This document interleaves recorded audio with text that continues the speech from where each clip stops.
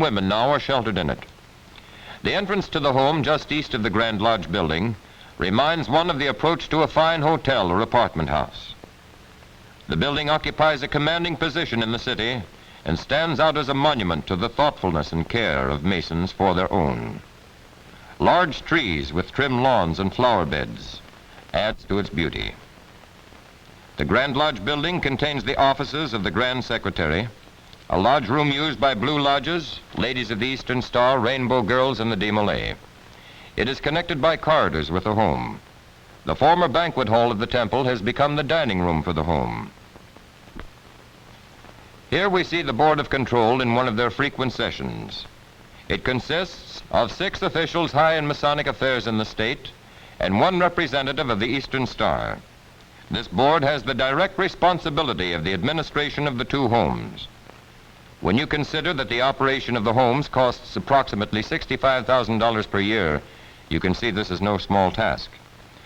Most Worshipful William H. Powell, past Grand Master and the present superintendent of both homes, works under the direction of this board.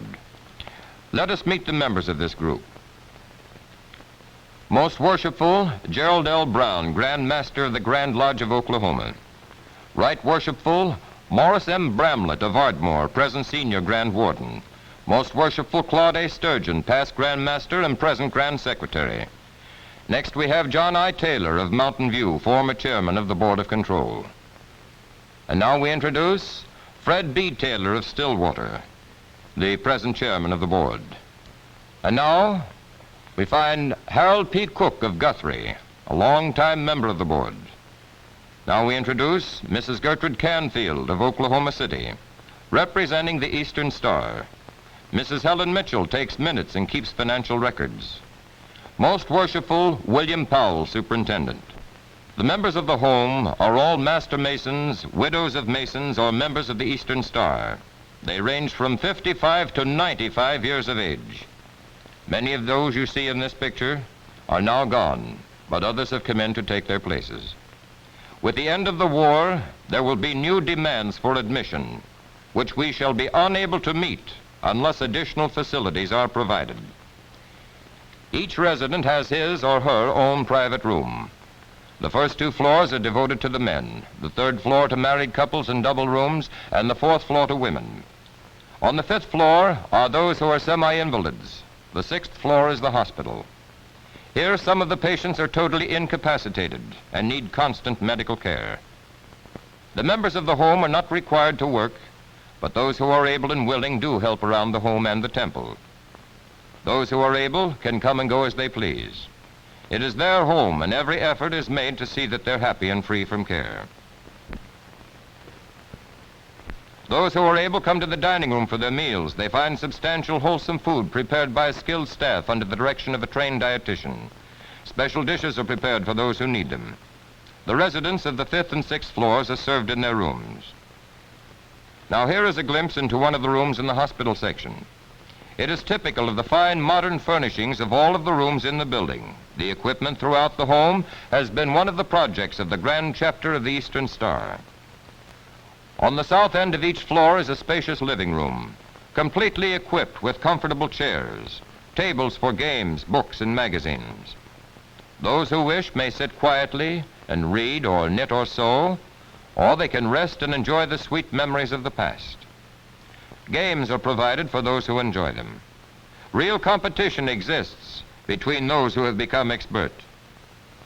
Religious services are conducted each Sunday afternoon by the ministers of the churches of Guthrie. The pool room in the Masonic Temple is open to the home residents. Many of these men may have passed the 70 mark. They may not ride and run as they once did, but they have a clear eye and a steady hand, and many a game is played which would do credit to much younger men. For those who are sick or incapacitated, there is provided full hospital care with a trained staff always in attendance and a home physician always on call. Modern equipment, except for major surgical cases, enables the staff to attend to all routine wants. The need for enlarging the space available for hospital and semi-invalid cases is very great. Plans are being worked out for taking an unused dormitory wing at the children's home for this purpose. Increased service means increased expense. The enlarged endowment fund will help toward this end. This, in brief, is the story of Oklahoma Masonry's service to its own. It shows how we are consciously putting into practice the realization that I am my brother's keeper. We are showing forth our faith by our works, for faith without works is dead, being alone. In the report of the Masonic Charity Foundation presented to the 1945 conference of the Grand Lodge, our beloved and honored brother, most worshipful H.L. Muldrow, read these words. It is well known that the spirit of generosity and fraternity is awake in the land, and the work of institutions upon missions of charity and benevolence are constantly growing. It is a God-given privilege to acknowledge, in a world of carnage and bloodshed, that the spirit of brotherhood is alive in our land, and that charity, the daughter of Almighty God, is smiling upon the unfortunate.